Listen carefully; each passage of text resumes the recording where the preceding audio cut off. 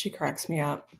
Hello, everybody, and welcome to the Work Should Feel Good show, the show where your career growth meets your real life. I'm your host, Diana Alt, and today my guest, Andy Storch, and I are going to talk about what it means to own your career and future-proof your career, which is something that we need to talk a heck of a lot more. Andy is the author of the book, Own Your Career, Own Your Life, which I talked to him right after he started writing that book, and I told him I was mad that he picked that title because it's so good. And he's a keynote speaker who works with companies to teach people how to own their careers and prepare for the future. He's the host of, do you still have the both podcasts? I've got two, Talent Development Hot Seat and the Own Your Career show. And the Own Your Career, Andy Storch show, as well as the founder and host of the Talent Development Think Tank Conference and Community, which if you are in talent development, the next time he has that, you have to go. I got to attend it this year. Most of all, Andy is a husband and father on a mission to get the most out of life and inspire others to do the same, including his daughter, who is she 10 or 11? She just turned 11. She turned 11. Like she was threatening to be on the podcast or on the live stream today. She was here just a moment ago, kicked me out of the room and said she was going to do it for me, which is would make my life easier, I guess. We were talking about your birthday, so no big deal. Okay. And she's fun and funny, but I don't know if she would bring a lot of value to people with regards to career development since she hasn't had a career yet. But, she knows a lot of things. You never know. She might have some observations from watching what makes you and your wife, Courtney, happy. Yeah. And what she doesn't. So I'm so stoked to have you here because I don't know if you remember this, but back in 2020, when like the world closed 5 years ago, almost exactly to this week, and you started doing lives every day on LinkedIn because you're like, I'm a speaker. What the heck else am I going to do? You were the very first person to invite me on anything like live or podcast adjacent. Oh, that's right. I remember. Terrified. Yeah. I was utterly terrified. And here you are now with your own show. And here we are with my own show. So, future-proofing your career. I'm sure we're going to talk about that a lot today, but I know that has to do with learning new skills. So I want you to tell me and everybody else, how's the Spanish learning going? How's that going? I was like, where are you going with this question? Spanish. We're going to help people with their careers. I do think that, one of the things you can be doing always to invest in your future career growth and set yourself up for future success is investing in continuous learning. And most of that you would think in the realm of the area where you want to work. We need to learn about AI and whatever function it is. But I think learning in general is, I know I'm preaching to the choir, but like so good for your brain, especially when it's really hard and it gets you out of your comfort zone. I was just reading some of Adam Grant's new book, and he was talking about, the best learning being when you're like so far out of your comfort zone. It just feels really uncomfortable. You don't want to do it. And so, to answer your question, I moved with my family from Florida to Spain a year and a half ago. And quite frankly, none of us really spoke that much Spanish. I took some in high school, but it had been a long time. Yeah. And so I've been working on learning again. Not the top priority because I'm running a business and have some other things going on. But, I'm taking classes a couple of days a week and obviously doing Duolingo and stuff like that. But I was reflecting on what Adam was saying in this book because I realized 2 or 3 times a week, I get on with a Spanish tutor, and I'm so uncomfortable during that whole time. I'm like, when is this going to end? Because I don't know what to say, but those are the times when I learn the most. So I'm determined to pick this up and speak more and more Spanish. It's certainly one of my goals this year, but I'm very, very far away from being fluent, but I'm growing one day at a time. I am too. My best friend married a man from Mexico. And he has more English than I have Spanish. But when we get together, we both try to speak the opposite language. And then my best friend has to be in the middle playing translator.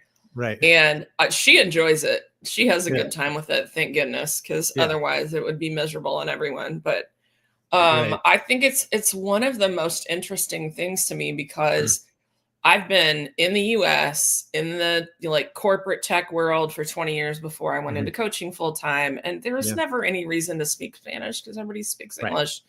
And I don't like that. So one of the things I want to talk to you about, you are working on a book, right? About personal brand, owning your career brand or something. Is that still a project that you're working on? Yeah. So the first book, Own Your Career, Own Your Life, there is a chapter about building your personal brand Right. and the benefits of that to help you in your career.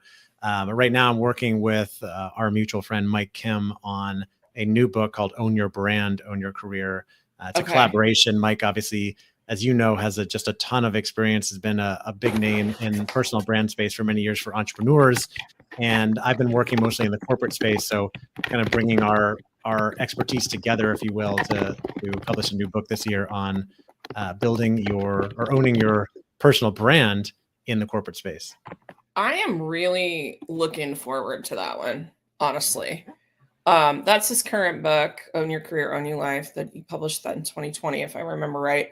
That's right, November But I'm really 2020. excited about it because personal branding, like I don't know what your experience is working with people. Mm, I know you work with a ton of people in talent development and mm, L&D as well as other areas, but I work with tons of people in tech and yep. they think personal branding sounds gross. Like even Mm, the people in leadership. So they think it's nonsense on LinkedIn and like hustle porn and all that kind of stuff. So yes. what do you can speak a little bit on behalf of Mike too, since you're working on that Sure. project, but Yeah. what do you wish people understood about personal branding and how it relates to owning and future proofing their career? Sure. And yeah, and people might have different perspectives on it, and maybe they think it's not something they need to be thinking about. I put it's in the same realm as networking. You can like it or not like it, but it's still going to be really important to your Hmm. success, right? I know you coach a lot of people in their careers, and like the best way to go find new opportunities is through Yes. networking or building relationships. So personal brand, I think of as essentially your personal brand is essentially your reputation, what people think about you, and everybody has one because we're always forming judgments, micro judgments about the people in our world all Yeah. the time when we interact with them. Every moment of every day when you meet with someone, you're working with them and you're like, would I want to work with this person again? Would I never want to work with this person again? That's always going in the back of your mind. And so we're always Yeah. forming these judgments, which create a reputation. And so we all have a brand, whether we are like it or we do anything about it or not.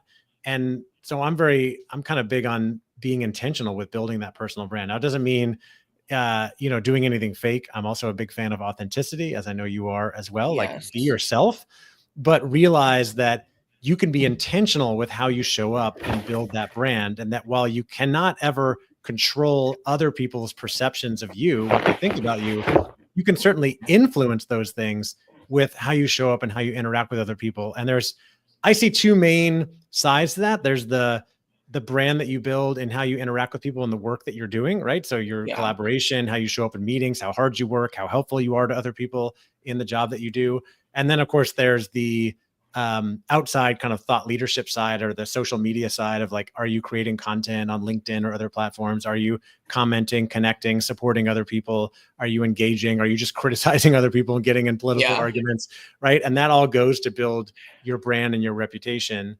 And I want people to be more aware of that because I think that, there's a myth among a lot of people that if you just show up and work hard, that you're going to be rewarded for that. Right. And I know, right. You've No. coached a lot of people that Yeah. that's not how it works. It's not about what you do. It's about what people know that you do.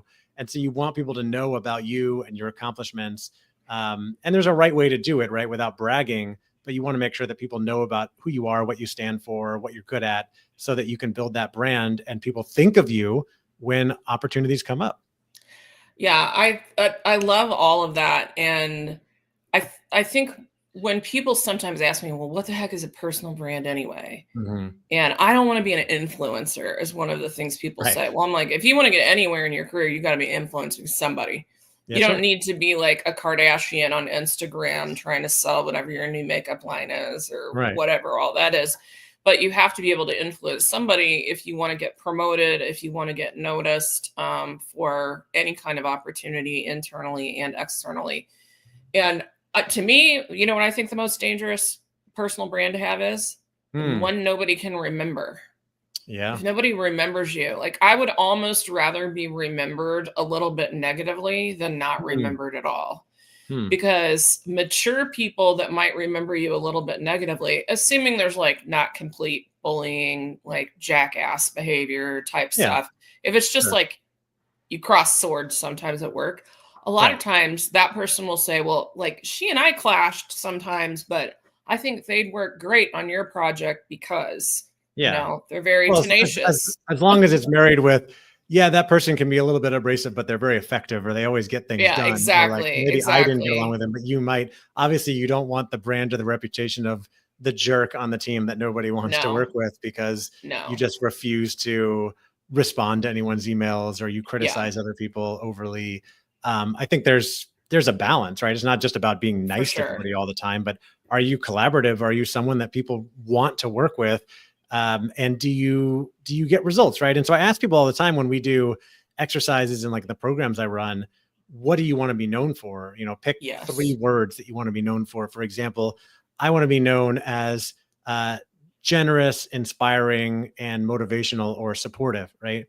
And other people tell me I want to be known as high integrity or productive or someone who can get things done or detail oriented, whatever it is. Oftentimes it could be related to your profession. And then you Hmm. can ask yourself on a regular basis, am I showing up in alignment with my brand? Right. And Yes. so I say, I want to be known as someone who's generous and supportive and kind. But I look back at my week and I was actually pretty selfish and I didn't really help anybody. I wasn't really showing Yeah. up in alignment with my brand, right? Same as the person, I had a client tell me once when we did this exercise, he wanted to be known as the guy who could get things done. That's what he wanted. So like leaders could always come to him. He's reliable. Hmm. And so you could look back in your week and be like, well, I actually kind of dropped the ball, or I avoided taking on a project this week. I'm not living in alignment with my brand. And so you can think back to that and make sure, let that push you to go out and do the things that you want to do to build the brand that you want. Side note, when he said that, I kind of cringed and thought, I do not want to be known as the person who gets things done because I feel like that's just going to Mm-mm. attract more work. But that's just me. That's just me. I want to be known as someone. I think that I wish I would have learned that particular lesson like 20 Yeah. years ago, Yeah. because I wanted to be that person for a long time. And there Mhm. comes inflection points in a career where the thing that worked to be known for isn't working anymore, which is a huge aspect of leadership development and Mhm. going from like first line manager to being in the executive suite. Mhm. I'll say this for anybody listening on here that's still like, oh, why are these people talking about the word brand? I still hate the word brand. I don't know how to Yeah. relate this. Yeah. Um, I tend to equate it to values. So when I Mhm. think about what I want to be known for, I have my core values sitting they're literally pasted to my monitor to Hmm. make sure that I'm thinking about them regularly. And so for me, if I substitute being in alignment with my values for being in alignment with my brand, if I operate like my values, my brand is going to follow.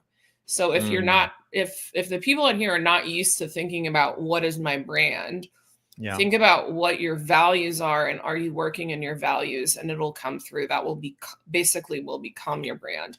And the brands that don't work are the ones that are clashing. The way that they Mhm. are showing up in the world is not in alignment with what they're doing. Yeah. So that's my Dan, I have little a speech. question for you because I get this question a lot, not a lot, but fairly often. How do you define your values? How do you figure out what your values are?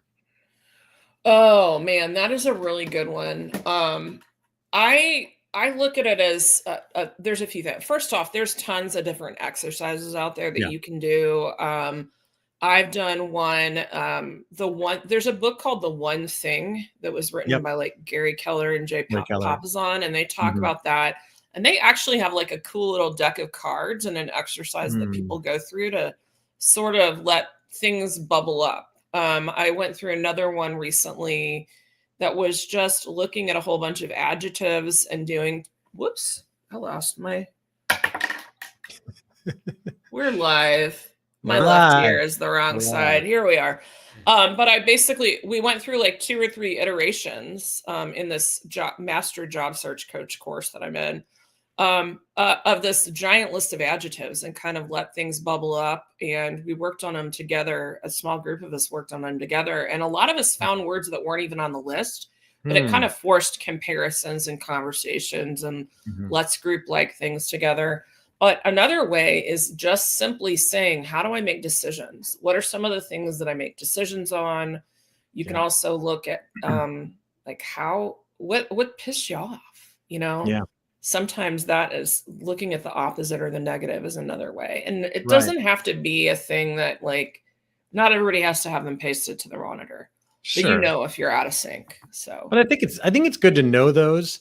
I have done a couple of those exercises as well, and I don't have a specific one I recommend either. I always tell people like just Google it, and there's multiple values right. exercises. Sorry, the sun is like coming in right in front of me Yeah. right now. But the way I learned it and understood it years ago that I still hold true is like when you see that, oftentimes you do the exercise and there's a list of like 50 adjectives, and you want to pick all of them, but the whole idea is that you pick the ones that resonate the absolute most because you got to whittle it down to 20 and then 10 and then 5. And those guide how you make decisions in life. And the example I always think Yeah. about that, I think I took this from my friend Christine Donato, who has a great book on careers as well, was that if you value both, we'll say health and wellness, but also like social activities, when you get to the end of the day and you're planning to go to the gym, but your friends invite you to happy hour, what do? There's no right or wrong Mhm. answer, but a lot of that's driven by your values. You can say like, yeah, I want to get in shape, but being social and connecting with people is more important to Yes. me. So I'm going to go to happy hour. Or yeah, I like connecting with other people, but I committed to going to the gym. Health is my number one value. So I'm going to the gym and I'll catch up with them later. Obviously, you could try to find happy medium where you go to the gym in the morning and go to Yeah. happy hour in the afternoon. But it's sort of like, how do you make those decisions in those moments when you have like two competing important things? What's more important or what's going to drive your decision and your behavior? I think that's good. Actually, about a lot of people, one of the biggest mistakes you can make when trying to kind of codify right on the post-it note by your monitor, your values is picking ones that you think you should have. Yeah, That's the biggest one. Like people love to write integrity down. I know. And I feel like that's just baseline being a human. So it's actually not on my list. Right. But I have integrity. But that's like walking upright and breathing oxygen, in my opinion. Yeah, I don't But have it on my list either. I think like all of us want to live with integrity, but there's also levels of integrity. And if mhm, integrity is the most important thing to you, then that probably means you're the type of person that says like, if I say I'm going to be there at 4 o'clock, I will be there by 4 o'clock. Whereas like I might roll in at 4:03 and be I'm gonna like, hey, text what's you. up? Yeah. I'm gonna text you that I'm running late is kind of Yeah. how I am because Right. I'm trying to be less rigid. But Right.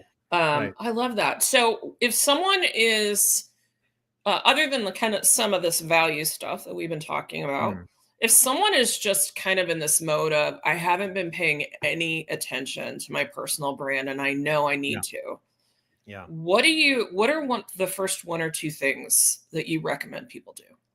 Well, I start with, I would actually start, I mentioned the exercise where you ask, like, what do you want to be known for? I would even take a step back. The first thing, the exercise I do is how do I identify now? So I do this Hmm. thing where I just write the phrase I am, fill in the blank, and then write down as many things as you can think of that you identify with. For example, I am a husband, I'm a father, I'm an author, I'm a speaker, I'm a cyclist, I'm a son, I'm a brother, all the things that you can identify. I'm a friend, Hmm. right? Some people might say like I'm a tennis player or I'm a singer, and you don't have to be a professional at that thing. It's something that you do or you like doing and you identify as that. That gives you an idea. And of course you want to make sure you're adding a lot of professional things. If you do write something regularly, you can say I'm a writer. It doesn't mean you get, Yeah. necessarily get paid as a writer or whatever it is. And start to look at some of those skills and some of those things that you're proud of.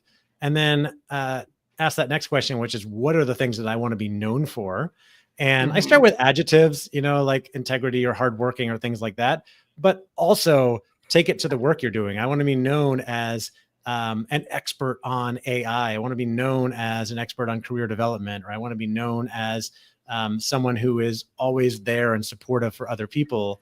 And think about the things you want to be known for. And then, of course, like I said, you can start to ask, okay, how am I showing up, or how can I show up Yeah. better in alignment with those things, both internally in the work that I'm doing and I'm collaborating, right? And start to be a little bit more intentional and mindful about how you're showing up with other people, because again, you can't ever control what other people think about you, right? But Yeah. you can influence it by how you show up and how supportive you are, how collaborative you are. And then the other side of that, of course, is thinking about, am I going to start engaging on social media or creating content or doing something to create some type of thought leadership, if you will? So I'm going to start posting once a week on LinkedIn, or I'm going to write an article and put it on Medium and LinkedIn, or I'm going to start a podcast, or just start a blog and start writing some things down about some of the things that I'm learning and that I'm doing.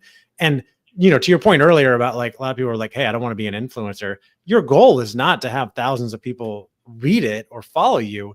Your goal is just start getting stuff out there to show who you are, what you know, what you're learning, what you care about, because a few people will probably see it. And there's a good chance, you probably know this better than me, Diana, that if you're applying for a job, a recruiter is going to go look at your stuff or a hiring manager and be like, oh, I wonder what else Diana has out there. Wow. Oh, she wrote this article about AI in talent development. Like, that's interesting. Let me see what this is about. That shows that she's really interested in getting, information out there. And this is the type of person I would like to have on my team. So I think it all adds up and helps you. It's not about being like a big time, influencer, like you said. It's just about getting content and starting to build that brand, building that reputation, the things that you are known for. And it really doesn't take much. I mentioned I'm a cyclist. That's the best part. I'm not a pro cyclist, but I ride my bike a couple times a week and I post about it. And most people know that I'm into cycling because they see that stuff. And that's something that I'm known for. It's not going to get me a job, but it's an example of how easy it is to become known for certain things. It is. You have to, a lot of it is a decision, especially at the beginning. Like if you've been working on this for a really long time, can be harder to pivot than if you are kind of just starting to get out there, especially in the online space, especially. The hardest places to pivot are if you've had a business for a long time and you want to significantly make a big pivot, or if you've worked at the same company with the same people for a very long time and they have an idea of you. Those are places where it can be a heavy lift. That doesn't mean you shouldn't do it if you want to, but it can be really difficult. So I think online you can build a brand and a reputation fast. You can change people's just by posting a few things about something. I just don't think it takes that much, and but it's just, you have to start. Obviously, been working in a company, in a group for 20 years. It might take a while to shift people's perspectives. But imagine if you've never talked about AI before, but you just start showing up every day, every week and saying like, oh, I investigated this platform, I'm trying this thing. And you start teaching other people in your group about how to use different AI tools.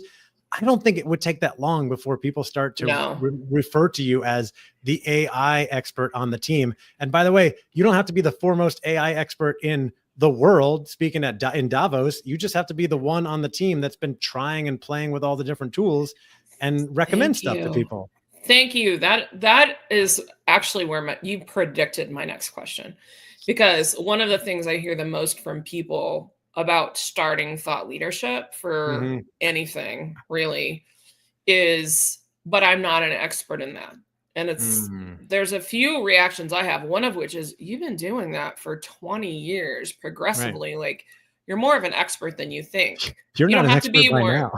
If you're not an expert by now, like I think you might have a problem there. But in all seriousness, you've been working with Mike, and I think this applies like for his entrepreneur audience that he targets and You Are the Brand, and probably for the people y'all are targeting in your new book. But this notion of like, you can come at things from it as an expert, or you can come at it as, I'm one step ahead of you. I'm showing you what I did last week so you can learn and kind of bring people along as well. So showing the learning process. Look, when I wrote my book, Own Your Career, Own Your Life, I didn't consider myself an expert on career development. I had never even worked in, we'll say, the field of career development, but I had interviewed dozens and dozens of people. I had experience from my own career and tons of conversations and trying lots of things and reading lots of books. And I realized one day that I could put it all together in a framework that I thought could be helpful to other people. I didn't know for sure if it would be, but I put it together in this book and then started offering to speak in organizations on it. And luckily for me, it resonated with enough people and started taking off. I was able to build a business around it, but I didn't go into it thinking, oh, well, I'm an expert on this thing, so now let me go out and put this out. I just wanted to take everything that I knew had worked for me and put it into a framework and hope that it resonated with other people. Now, there was a lot of other we'll say marketing and branding that went along with that, right? Sending the book out to tons of people, posting on social media all the time, running live, all the things that I've done. There certainly was a lot of hustle in there, if you will. I've worked hard to create the brand and the business that I have and the reputation I have, but you don't have to wait until, you win some type of achievement award in an area. You can start putting stuff out there now. Yeah. I love that you say that, because there's a lot of people that are like, I'm not enough of an expert to write a book. Right. And honestly, something I've been thinking a lot about and trying to talk a little bit differently about is those of us that are true experts that have been doing something for years or decades, Mm-hmm. we often make it too damn hard for the people that are starting. Mm-hmm. So I've been kicking around the idea of doing a paid workshop series on how to use AI in your own job search, because a lot of people can't afford coaching or aren't interested in it. But they're using AI wrong, because they're just trying to drop their old resume into Chat GPT or Claude and get a new resume out. And guys, don't do that. That's not how that works. But there are ways to make it work. And I don't think that an expert is helping people that are like, crap, I was at the same place for 25 years and now I got laid off. In some ways, they're not serving those people as well as we think. I'm going to switch gears for a second. So you talk about, you have kind of a tagline of teaching people how to own and future-proof their careers. That future-proof word, what do you actually mean by that? Because it sounds like it's either really cool or a load of BS or something in the middle. Like it's like, but you're not the person that just throws marketing buzz out there. So that's why I have you on the show instead of somebody else. In this case, maybe I did. I think I have a marketing person on my team who kind of made that up, and I was like, yeah, that sounds good. What I really want to get across to people is that I think that there are ways things you can always be doing to set yourself up for future success. Future proof is a word. I didn't make that up. Somebody else did. I don't know how you could really define it. Someone may imply that like, oh, if I do these things, then nothing bad will ever happen to me. Obviously, anything can happen in the future. But what I want people to know is that, look, the world of work is changing fast all the time. In fact, the pace of change today is faster than it's ever been before. And yet it's slower today than it's ever going to be. One of my favorite sayings on that. So it's getting faster. It's never going back to, quote, normal. It's just going to keep getting faster. Things are going to keep changing all the time. And I don't think that we can the old way of doing things don't quite work anymore. And so I think there's 3 things we can always be doing to set ourselves up for future success. And we've talked about each of them a little bit. Number 1 is investing in continuous learning, because the days of, getting a college degree or even a master's degree and working in that field for 30 years and then thinking like, oh, I can just get my next role. I'm sure you see this all the time, Tana, without doing any additional learning, is those days are over, right? Because things are changing so much. So we just need to be learning all the time and saying like, okay, what else can I learn about these things? I was just coaching, I'm running a cohort through my Own Your Career program this week. And I was every now and then I go in these little rants, but I was saying to people, and it's sort of a mixed group of age and experience, that I don't want to hear anybody ever say I'm too old to learn that. Right. Because like, I remember when someone said to me several years ago, oh, they were a couple years older than me, not that much.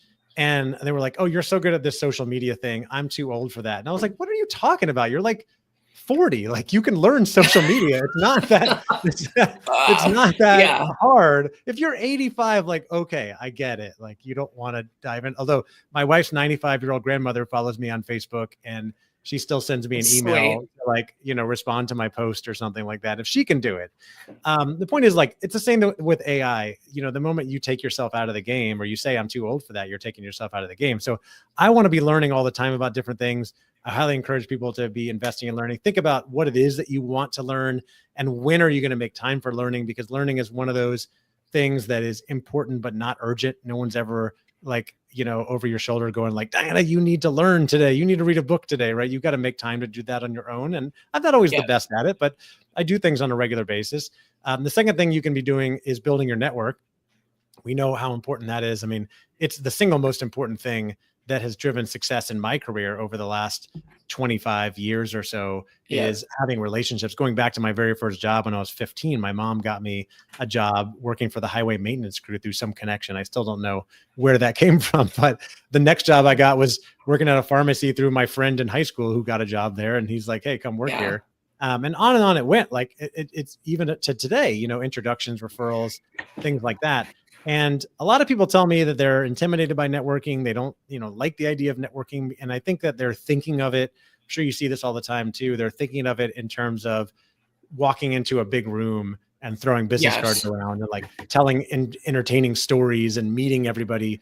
I think of networking as building relationships one person at a time. So if you think of yourself as introverted, you're shy, whatever, you don't have to go to the big room. Just reach out to two people this week and invite them to coffee or a virtual chat, and build a relationship. Get curious, find out about them, learn about them, and try to keep in touch with people you've worked with in the past, because that's where those future opportunities are going to come from, projects, new jobs, etc. And then the third thing you can always be doing to set yourself up for future success is building your personal brand, which we talked about. It's your reputation. And the more you can invest into building that brand and how you show up with other people, how you show up online, the more you're going to look attractive to, you know, certain hiring managers in the future. It's going to help you attract certain opportunities in the future. You know what I love about those three things? They've always been true. Right. They have never not been true. So it's very interesting when I talk to people, they're like, well, the job search is so different. And I'm like, the things you can't control about the job search are most of what's different. Not all, but most. So the volume, you know, you can't control the economy. You can't control, you know, what your competition is or how many people are applying, especially in this age of like AI application tools that have 10x or more the applicant pools. But you can control, do you own your own message? Do you know what you're about? Do you know the top few things that make you amazing at that? Do you know what your results were? And then you can talk about it effectively. And the worse the job market is, the more that the networking side matters and the more that the continuous learning side matters. Something I'm shocked about, still 2.5 years since ChatGPT went like really mainstream when it became publicly available. I feel like end of 23 is when we all like really kind of found out about it, right? That's about maybe about a little less than 2 years. 22. I don't know. No, it could be. Yeah. Couple of years. Yeah. I look at hundreds of resumes a year. Yeah. No one is mentioning how they're using AI for productivity in their role. Yeah. And it's not, to me, like, I think 10 years from now, if we're not doing that, it's going to be because it's become like being a corporate employee that lists that they know Microsoft Word. Right. Which people still put on their resumes, right? Microsoft Word. Well, I tell you, if you work with me, I'm going to make you take that off unless you're an executive assistant or you're doing like the expert level stuff. Right. But right now, something that could be very helpful for people is if they have their expertise from 20 years, they decide to either figure out how can I be more effective with AI and learn in public, or at a minimum, write down on their resumes and in their LinkedIn what they are doing that they haven't been bubbling up at least a little bit. Those things will help bring people to the top of the pile. I work with a lot of roles that it's like everybody's becoming either like a lower level builder or like the higher level crazy expert, and the middle is kind of going away. Software engineering is one of them. Yeah. And this is one of the things that can help them. So that's my little tidbit. Yeah, I like that. Why not add, you know, just spend some time learning about how to craft a really good prompt, which we know is very, very important when using ChatGPT or any other AI platform, and then put it on your resume. AI prompt proficient or something. Like, I know how to craft a great prompt.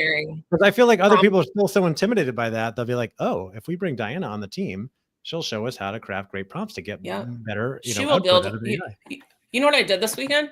I built custom GP. This was me being lame. I just got in a roll with it though.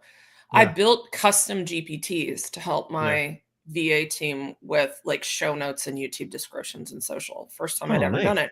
I've never wanted to let them write my social because I'm a control freak. Yeah. And this is my way to let it go and let it be 80%. Yeah. And that's the type of thing I hear people in my one-on-one coaching. Oh yeah, I do that. Oh, I use Claude for this, or I use whatever.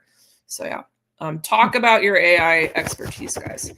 I'm going to toss this over to kind of a fake lightning round, because it's not really lightning. It's never lightning. It's like, I'm actually inspired by Adam Grant's podcast because I love him. He's one of my favorites. Okay. But I'm going to go through a few questions. So number one, what is the worst piece of career advice you've ever received? Follow your passion. I don't know. For me, I don't know if I ever received any bad career advice. I don't remember a lot of the career advice I've received. I receive advice and guidance all the time, and I feel like you got to take these things with a grain of salt. But I do address the follow your passion a lot, because I think that there's a misnomer out there that like, oh, if you just discover what you really love, then that's going to be your career and you don't even have to worry about anything else because it's all going to fall into place. But like, what if your passion is painting and you're probably not going to be a professional painter. It's a hobby, or your passion is the environment or something else. Then you need to think more about like, what are the things you want to learn and that you do enjoy doing or you're good at. So I tell people, especially early in their career, if they don't know what their vision is for where they want to be going, to follow their curiosity. Like, what are you curious about? What do you want to learn more about? I love that.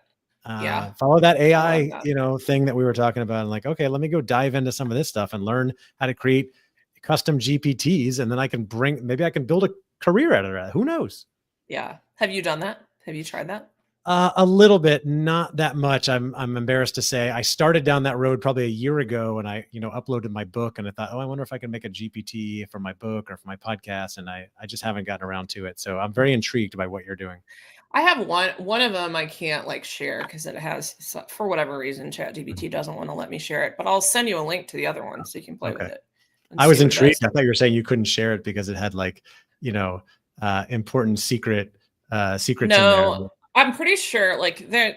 I've never really heard like the reason, but what I suspect it said when it wouldn't let me share it, it says something about copyrighted info. Well, it's basically a GPT to write YouTube description and show notes for the show. Okay.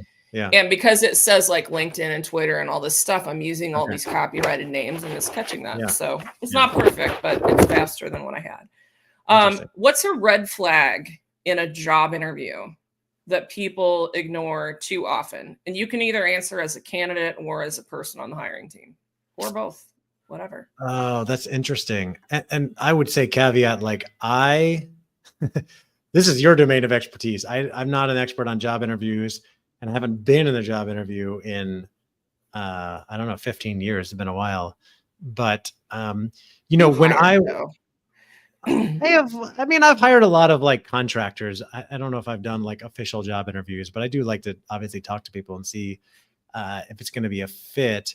One thing that just came to mind was that for job interviewers, people that are looking for the job, if you are able to be a little bit sort of selective about where you're working and you're thinking about culture. When I was writing my book, I surveyed my network, asking people what their biggest mistakes they've made in their careers. And one of the biggest, I think it might've been the biggest that came up that I was surprised about, was people saying that I took a job knowing that the culture was a little bit toxic or something was wrong. And I thought that I could just kind of power through it or steer around it or change it. And yes, I was wrong. I couldn't. And I ended up leaving that job, in shame or frustration or whatever. And so, I don't know exactly how you figure that out, but I would say, look for the red flags in terms of like asking questions about what the culture is like and how they treat employees. Is it inclusive? And, all the things that you might care about.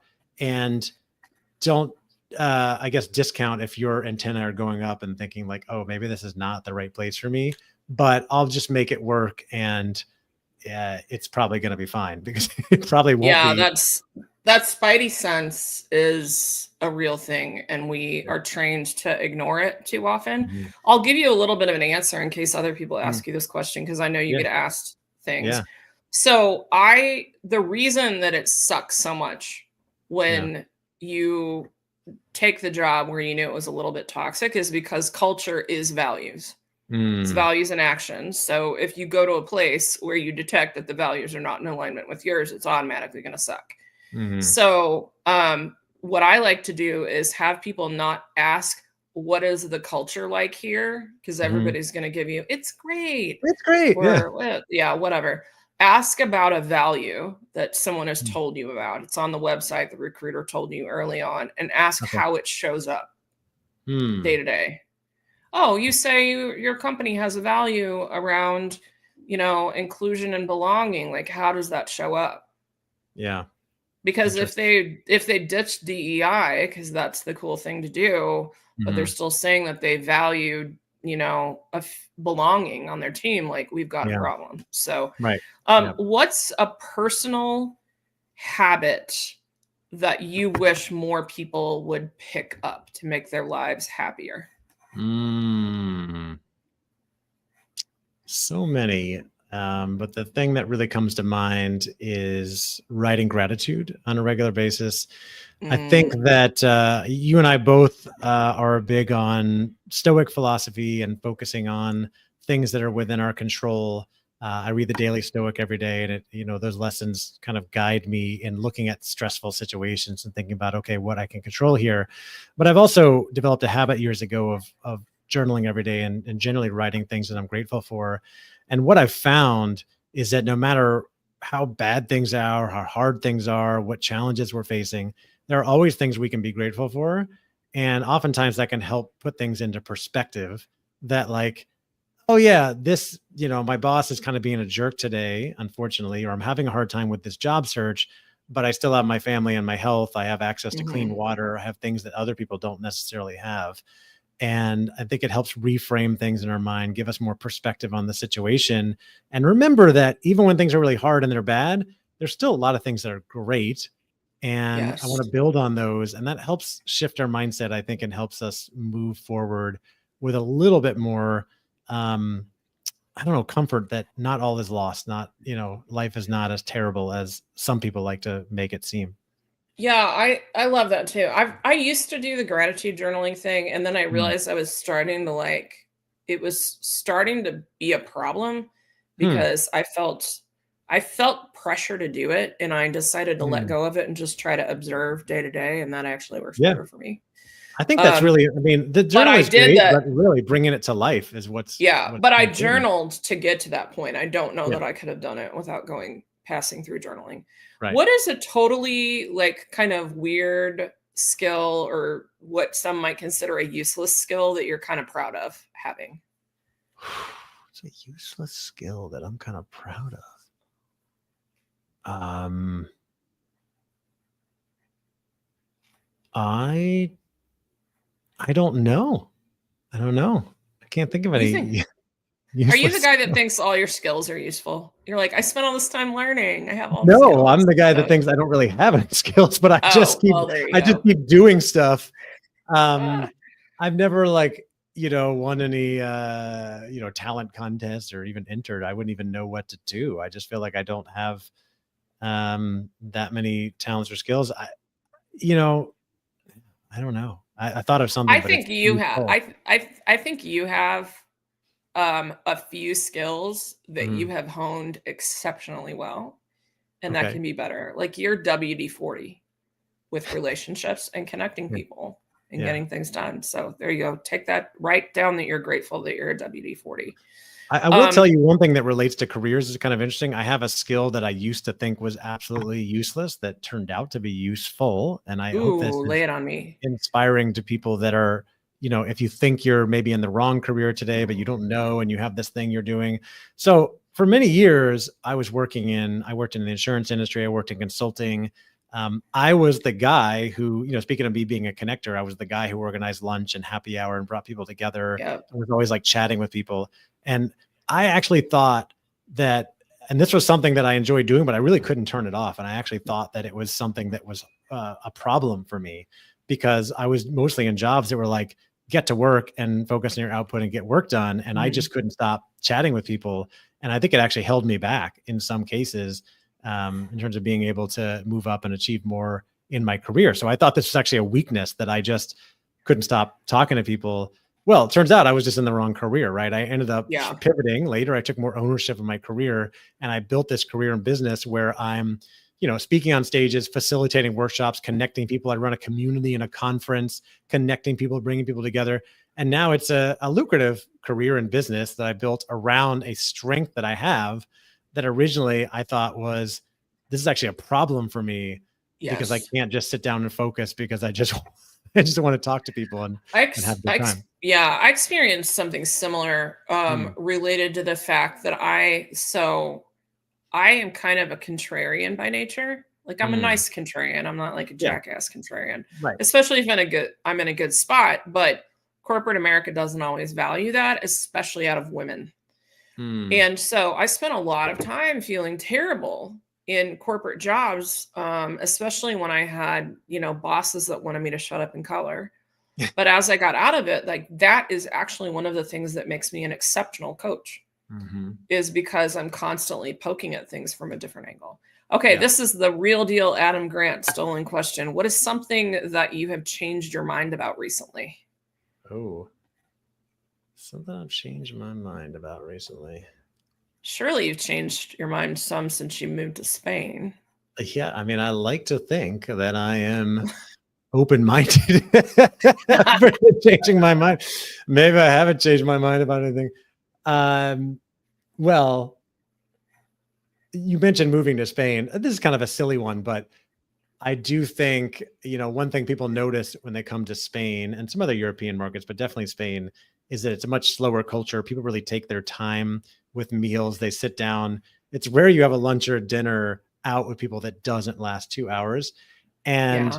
I think that me being an American, I was just like very focused on efficiency a lot. And sometimes I might think about that and be like, oh, that's way too long to be sitting down with people. But now I really, really enjoy it. Just sitting down for a nice long meal and just having conversations and like no pressure to get up and go places. Not like I'm doing it every day. I work most days through lunch, etc. But and it's not France, where I've heard technically it's illegal not to take a lunch break. But in Spain, people do take long breaks in the middle of the day. They take lunches. In fact, most stores close in the middle of the day for a couple hours, and which can be annoying. That's when you decide to go That's somewhere. when I have a break. Right. That's when Yeah. I have a break and I'm going to go out. But yeah, that's something I've kind of shifted my mindset on. I know there's probably many other things, and not sure what else right now, but I'm always trying to keep an I open like mind. that. I like that answer because I do think one of the ways people burn themselves out is by never taking breaks. They don't understand that. And so if the Hmm. 2-hour dinner with friends helps you out, then I'm for it. Yeah. I had Absolutely. tacos on a patio yesterday with a friend of mine, and that was exactly what I needed. Nice. I like. Because I had been kind of really grinding yesterday. What Hmm. is a common misperception people have about your work? Uh, I don't know. I don't know what people think about my work. I think that uh, I don't know. You ask a lot of hard questions, Diana. I know. One thing that comes to mind is like a lot of times people ask what I do, and I tell them that I am a speaker and trainer. I work with big companies. And for some reason, people always go right to, oh, so you're a coach. Do you work with people one-on-one? And I'm like, no, I didn't say I was a Mm, coach. I'm not a coach. I mean, I know some. I do Yeah. some coaching, but not that much. If people come to me for career coaching, I refer them to Diana Alt. I say, go talk to Diana because I'm not a career coach. I'm a speaker and a trainer. I like being in front of, big groups of people and inspiring them, but then they still need to go take action. So Yeah. that would be one of them. Maybe if I've worked with companies, they see me as a speaker, they may not realize or see that I can come in and do more work with them as a consultant to really help them Consultant. shift their culture. But that's on Yeah. me for not always raising that awareness and having those conversations. Yeah. Well, thanks for that. And then the last one before we talk about what is next in your world is Mm. what have you noticed that is different about how people view their careers in Spain versus the US? Careers, Hmm. career development.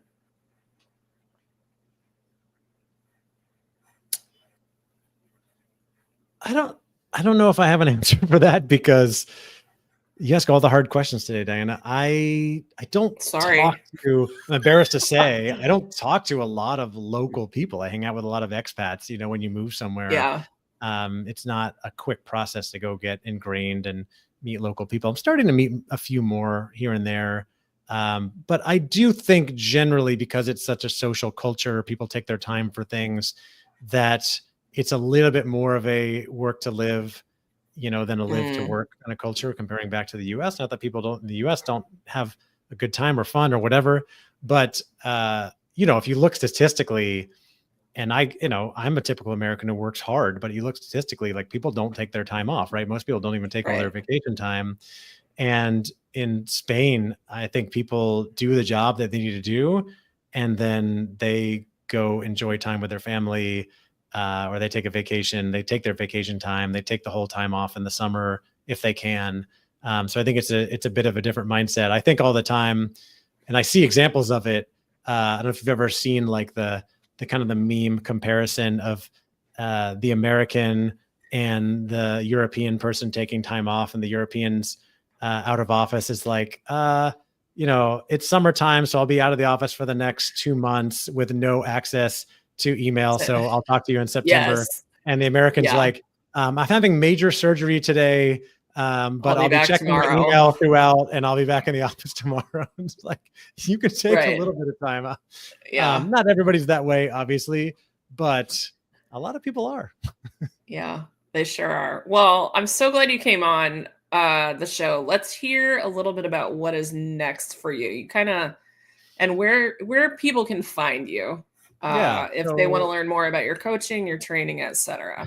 Give us the So, I mean, goods. everything about me is generally on my website, andystorch.com. And if you go to andystorch.com/careers, there's information about the career work that I do. There are bonus resources you can download, including a summary of the 5 steps to owning your career, my morning routine, and even the 5 questions to ask anytime you face a big challenge or Oh, uncertainty. that's a good one.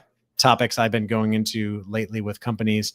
Next for me, we mentioned the personal development book with Mike Kim, Own Your Brand, Own Your Career. Should be coming out sometime this year. So that'll be a big one for us. And then I'm also working on a book about leadership that planned for 2026, and many more Wow. ideas. Yeah, I had book ideas. I haven't written one yet, but I have 3 ideas. So you're Awesome. actually getting them done. I'm impressed. Wow. Well, thank you very much, Andy. It has been a pleasure to have you and to basically have a conversation with you when you have brought me into your platform so many times. So have a good evening, or you're in the evening. I'm in the day I'm in the still. evening. You're in the So day. Thank you, Diana. It's been an honor to be here. I appreciate it. thanks.